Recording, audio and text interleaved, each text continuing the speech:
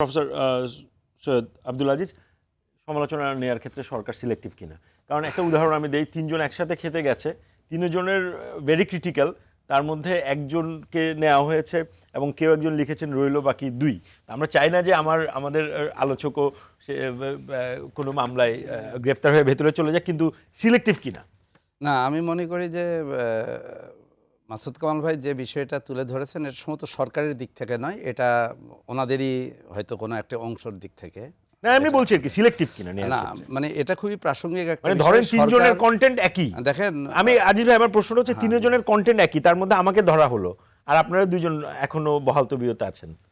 না, আমি বললাম তো এই জিনিসগুলো কিন্তু এগুলো এনার্কি তৈরি করে, এবং যে আশঙ্কা যেটা উনি বলেছেন এটার সাথে আমি পুরোপুরি একমত। হ্যাঁ, অবশ্যই এটার সাথে একমত, যে কিন্তু সেটা কিন্তু সরকারের দিক থেকে না। আমি বলবো যে মানে আমি কিন্তু আবার ঘুরে যাচ্ছি যে নূর খান ভাই যে জিনিসটা তুলেছেন এবং রনি ভাই যে প্রসঙ্গটা তুলেছেন, এটা নিয়ে আমাদের ডিবেট থাকবে এবং এটা নিয়ে আমাদের বুদ্ধিভিত্তিক অনেক বিতর্ক হবে যে আমরা একটা ট্রানজিশনের মধ্যে আছি। এই ব্যাপারে মনে হয় কেউ বিতর্ক, কারণ যে আকাঙ্ক্ষাগুলো আসছে জুলাই পরবর্তীতে এই জিনিসগুলো বলতেছে যে রাষ্ট্রের কিন্তু আমূল কাঠামোগত একটা সংস্কারের আকাঙ্ক্ষা, এর ত্রুটি বিচ্যুতি নিয়ে অনেক কথা হতে পারে।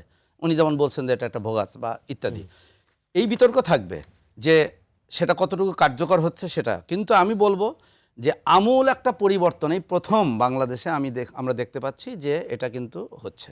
সুতরাং আমি এটাকে বিপ্লব হিসেবেই দেখতে চাই। এখন এটা ট্রানজিশনের মধ্যে আছে, কিন্তু যে জিনিসটা আমি এখানে বলতে চাই, সমালোচনাটা একটা সুস্থ সমাজের কিন্তু অপরিহার্য শর্ত। সমালোচনা দ্বিতীয় বিশ্বযুদ্ধ চলাকালীন অবস্থাতেই কিন্তু উইনস্টন চার্চিল কিন্তু ছিলেন এই যুদ্ধের কিন্তু অন্যতম একটা সফল, তিনি হচ্ছেন একজন নেতা।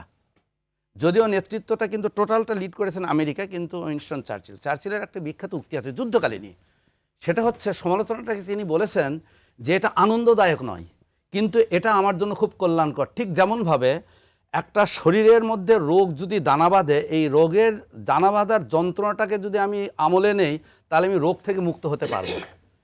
তো রাষ্ট্র একটা শরীর, তার মধ্যে যদি সমালোচনা না থাকে তাহলে কিন্তু সে কিন্তু বিপদ থেকে নিজেকে অস্বীকার করতেছে। সমালোচনা অবশ্যই থাকতে হবে, এবং এই রাষ্ট্রকে আমরা সুস্থ রাষ্ট্র বলবো যে সরকার সমালোচনাকে খুবই ইতিবাচকভাবে নেবে। কিন্তু আমি এখানে আর একটা ভেদরেখা আঁকতে চাই, সেটা হচ্ছে যে সমালোচনার ক্ষেত্রে আমরা যারা সমালোচনা করছি তাদেরও কিন্তু নাগরিক আমাদের দায়িত্ব আছে। এবং সেক্ষেত্রে আমি আবারও ফিরে যাচ্ছি যে এখানে আবার ঘুরে যেতে হয় যে মিডিয়া এবং বুদ্ধিভিত্তিক যে আমাদের মানে বাংলাদেশের ইতিহাস থেকেই দেখেন, আবার একটু ঘুরে দেয় আমি মবক্রেসির কথা। এই দেশে পার্লামেন্টের মানে স্পিকারকে কি হত্যা করার ইতিহাস আছে না? একজন রাজনৈতিক নেতার নির্দেশে লাগি বৈঠা দিয়ে প্রকাশ্য গোটা রাজধানীকে অশান্ত করার ইতিহাস আছে না? তখন কি আমরা মবক্রেসি নিয়ে আলোচনা করেছি? আমাদের কালচারের অংশ হয়েছে। কিন্তু আমি এটাকে কেন মবক্রেসি বলছি না, আমি বলছি না এজন্য, হ্যাঁ ব্যর্থতা আছে। আপনি বলছেন যে কন্ট্রোল করতে পারতেছে না, এ কথার সাথে এ কথাটাও যুক্তি দিয়ে দিতে হবে যে গ্যাপটা আমরা বলছি যে বিপ্লবোত্তর বাংলাদেশে যে সরকারটা আসছে, এই সরকারকে আমরা এটাকে কি বলবো, একটা খিচুড়ি মার্কা সরকার।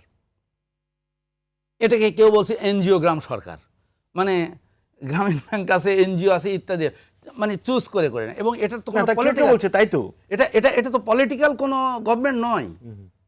তো সুতরাং এই গভর্নমেন্টের কাছে আমি কতটুকু আশা করব? এবং এই গভর্নমেন্টের মূল শক্তি কারা? ওই যে বলছেন যে তিনজন আর তিনজনের সাথে আরও কিছু দুধ ভাত আছে, কিন্তু তারপরেও তো দেখা গেছে, এটা কি দেখা যায়নি যে বাংলাদেশের ইতিহাসে কোনো সময় কি দেখা গেছে সকল রাজনৈতিক দল মিলে দীর্ঘ সময় মিলে একটা আলোচনায় বসেছে, একসাথে বসেছে, যারা নিজেদেরকে শত্রু জ্ঞান করত?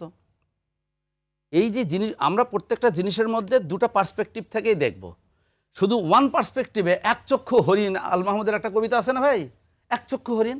আমরা যেভাবেই হোক, আমরা বুদ্ধিভিত্তিক চর্চা যারা করি, আমরা কিন্তু একপাক্ষিকভাবে আমরা জিনিসগুলো বিশ্লেষণ, এখান থেকেও আমাদের বেরিয়ে আসতে হবে।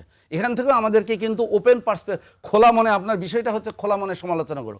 আমাদের সমালোচনা হতে হবে, ওই যে উনি বলছেন সাবজেক্টিভ এবং অবজেক্টিভ, আমাদের কিন্তু সমালোচনাটা হতে হবে খুবই এবং ফ্যাক্ট বেসিস।